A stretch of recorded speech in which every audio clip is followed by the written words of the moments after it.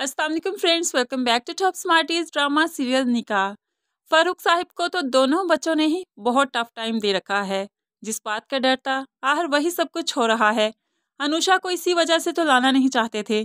आज अनुषा की गाड़ी क्या खराब हुई कि हमदान तो सुबह सुबह उसकी गाड़ी सही करने लगा और गाड़ी ठीक करके दी तो अनुषा ऑफिस के लिए निकल गई। लेकिन फारूक साहिब ये सब कुछ देख रहे थे। आगे आकर बेटे से कहने लगे, यही तो डर था, यही तो खदशे थे मेरे कि तुम उसमें इंटरेस्ट लेना शुरू हो जाओगे, तभी मैं उसे नहीं लाता था। अब तुम प्लीज़ उससे दूर रहो। मैं उमायमा की ज़िद की वजह से सिर्फ उसे लेकर आया हूँ। हमदान सिर्फ इंसानियत का बहाना बनाते हुए वहाँ से चला जाता है कि इंसानियत की खातिर ही तो सब कुछ करता हूँ। वो मुश्किल में थी और उसकी गाड़ी ठीक करना मेरा फ़र्ज़ था। अब बाप इसकी इस इंसानियत को खूब समझता है। युसरा ने जब देखा कि उमायमा तो ट्रे से जाकर अब अनुषा की तरफ खाना भेज रही है तो उसे बर्दाश्त ना हुआ और बोल देती है, मेरे बाप का पैसा है, ऐसे उड़ाने की ज़रूरत नहीं। तो हमदान भी चुप न रह सका, कहने लगा, बाबा उसे खुद लेकर आए हैं, वो हमारी जिम्मेदारी है और ये खाना उस तक जाने दो। युसरा तो अब अपने भाई से भी उलझ पड़ी कि ये मेरा मामला है, इससे दूर रहा करो, तुम मुझे डिग्रेड कर रहे हो सबके सामने।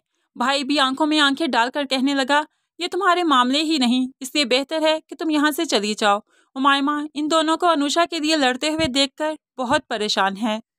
युसरा अब नदीम से जब बाहर मिलती है तो नदीम ने भी जैसे ही बाहर गुलदान में फूल देखे तो मौका गनीमत जानता है। वो फूलों में से एक फूल लाकर युसरा को देकर उसे प्रपोज करने लगा। युसरा उसके प्रपोज करने पर बहुत खुश हो जाती है और कहने लगी, तुम्हारे प्रपोजल के बारे में सोचा जाएगा, लेकिन तुमने कोई एहतमाम नहीं किया, बहुत स्मार्ट हो। एक फूल पकड़ा और मुझे दे दिया। अब नदीम भी ओवर स्मार्ट है, कहने लगा, फूल को फूल ही तो दिया जाता है। अब युसरा इसकी इन्हीं बातों पर मुस्कुराने लगी कि हमदान पर नज़र पड़ती है तो वो तो हक्का बक्का रह गई, भाई। और नदीम से फिर इंट्रोड्यूस करवाने लगी, मेरे भाई हैं ये। लेकिन एक सांस आ रहा है तो दूसरा जा रहा है कि अब घर जाकर मेरा क्या हाल होगा।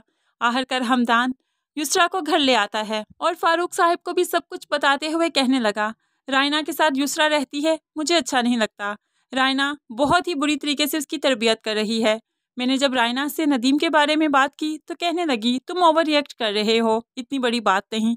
अब बाबा आप ही बताएं, मैं ओवर रिएक्ट कर रहा हूँ क्या? मेरी बहन है वो, मैं क्यों ना ओवर रिएक्ट करूँ। बाप ने अब रायना और युसरा को अपने कमरे में बुला लिया ताकि सारी बात से आगाह हो सके। जैसे ही वो दोनों कमरे में आई तो उमायमा भी आ गई और कहने लगी, अगर वो अच्छा लड़का है तो युसरा हम तुम्हारी शादी उसके साथ कर देंगे, तुम अपने बाप को सब कुछ सच सच बता दो। युसरा को तो उमायमा का इस तरह से बोलना भी बहुत नागवार गुजरा। उस पर भड़क पड़ती है, आपको किसने कहा कि नॉक किए बगैर आप अंदर आ सकती हैं? हमारा पर्सनल मैटर है, मैं अपने बाप से बात कर रही हूँ, आपको नॉक करके आना चाहिए था, क्या इतनी तमीज़ भी नहीं आप में? युसरा ने जब इतने बुरे लहजे में उमायमा से बात की तो यहाँ पर फारूक से भी रहा ना गया, बेटी को बुरी तरीके से डांट देता है और बेटी गुस्सा होकर कमरे से बाहर चली जाती है। फारूक साहब तो बहुत परेशान हैं, क्या हर दोनों बच्चों का क्या करूं? जिन बात के खदशात थे वही सब कुछ हुआ। रायना की कंपनी में युसरा बिगड़ गई और उमायमा की बात मानकर जो अनुषा को घर ले आया तो हमदान के कदम बहकने लगे हैं। ऐसे में समझ ही नहीं आया फारूक साहब को कि करें तो करें क्या।